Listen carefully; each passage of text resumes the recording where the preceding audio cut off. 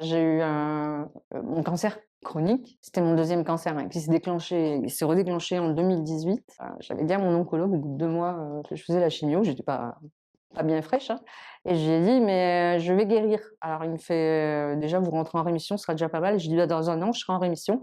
Je dis: «Parce que je me suis fait une checklist et dans ma checklist, je veux porter la flamme olympique». Donc 1 an après, j'étais en rémission. Je m'appelle Colette Bonaccorsi, j'ai un handicap, heu, qui se voit pas là pour l'instant. Dans la vie tout court, bah, je vis avec et j'ai appris à vivre avec, mais ça m'empêche pas de faire plein de choses. Je bataille sur tous les fronts parce que vraiment je veux que ça avance et je veux vraiment que les personnes handicapées, elles soient reconnues partout. Quand j'étais jeune, je je voulais rentrer, je voulais être ou comédienne ou militaire. J'ai fait les 2 en définitive, j'ai fait les 2 métiers en même temps. Dès que j'ai eu, 18 ans, j'ai fait un dossier pour, rentrer dans l'armée. À l'époque, on prenait pas de femmes. Ils ont fait un test de 79 à 81 sur 600 filles pour savoir s'ils allaient féminiser l'armée. Donc j'ai fait partie de ce test. On m'a proposé 2 fois après de me réengager, j'ai dit non à chaque fois et je suis restée civile de la défense ensuite, après mon service militaire d'1 an.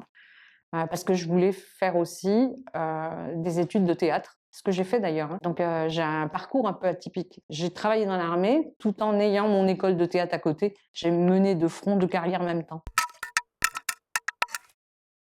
En politique aussi, depuis 2017, je me suis inscrite, dans un parti en politique et je me bats pour, plus d'égalité pour les personnes handicapées et plus d'égalité parce que je veux qu'il y ait des personnes handicapées, je veux qu'il y ait 6 à l'Assemblée nationale, 6 au Sénat et 6 au Parlement européen, mais 6 par pays. Enfin 6 minimum parce que c'est rien 6 sur une population quand on regarde bien. Évidemment avec des gens compétents, c'est pas parce qu'on est handicapé qu'on a le poste.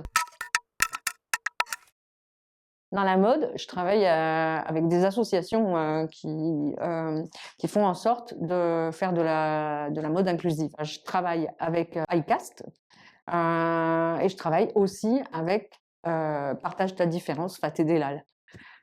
Et avec, les 2 associations, souvent je fais des défilés, de mode, et je suis la seule, mannequin au monde à avoir le droit de porter mon titre, ma médaille et mon titre de chevalier de l'Ordre national du mérite. J'ai droit à la médaille complète quand je défile et quand je fais des shootings photos. Oui, j'ai porté la flamme olympique. J'ai fait ça devant la mairie du 15e arrondissement, et vraiment, ça a été un super moment, inoubliable. Je me suis régalée, c'était génial.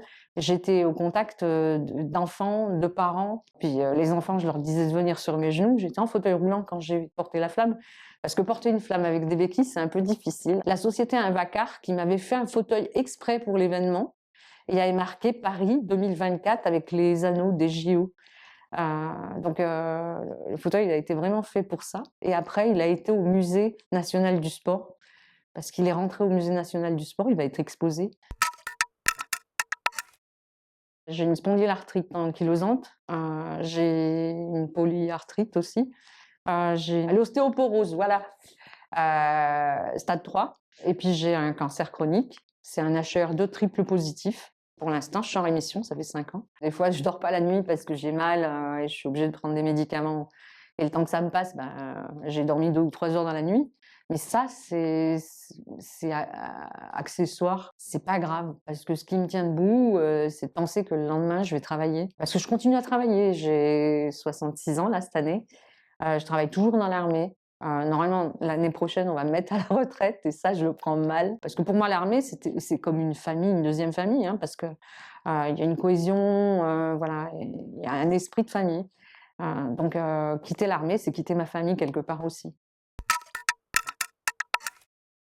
Moi, j'ai de la chance parce qu'on m'a mis à 100 de télétravail. On m'a mis en place un moyen de continuer à travailler sans vraiment, être embêtée par le handicap, à devoir circuler tous les jours et cetera et cetera. C'est plus une facilité de vie. Dans l'armée, on a l'habitude d'avoir des personnes handicapées. Quand je dis on a l'habitude, on a beaucoup de militaires qui reviennent complètement cassés des opérations ou cassés moralement ou cassés physiquement. Donc dans l'armée, on a vraiment l'habitude d'avoir des personnes handicapées et de s'en occuper. C'est vraiment un truc qu'on a appris à faire rapidement dans l'armée. Moi, mon aidante, c'est ma sœur. Elle fait une journée complète de travail, puis le soir, le matin, elle s'occupe de moi, donc et le week-end. Ça lui fait une double charge de travail. J'en connais d'autres, hein. J'ai un de mes amis, lui, il a aidé sa femme qui était avec un cancer. Elle est décédée, et après, dans la foulée, il a aidé ses parents. Sa maman est décédée, et après, ça a été son père. En 3 ans, 4 ans de temps, il a perdu tout le monde. Il était ingénieur, et il a été obligé d'arrêter son travail pour s'occuper d'eux. Et maintenant, il se retrouve à plus de 50 ans sans travail, ingénieur, et pour retrouver du travail, il n'en retrouve pas. Ça, c'est la problématique des aidants. À un moment donné, ils sont tellement chargés au niveau de l'aide qu'ils doivent apporter qu'au niveau du travail, ça peut leur poser un problème. Des fois, ils sont obligés de démissionner pour être à temps plein en fonction de l'état de la personne qui vont s'occuper. Donc, ils sont obligés d'être à temps plein et ils perdent leur travail, ils perdent tout.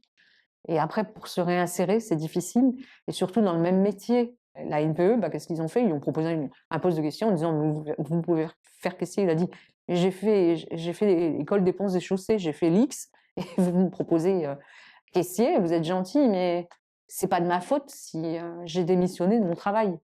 Si j'ai démissionné de mon travail, c'est parce que j'ai voulu aider ma femme, mais après mes parents. Et il s'est pas déclaré comme aidant, parce que pour lui, c'était naturel d'aider ses parents. C'est son devoir de mari et de fils.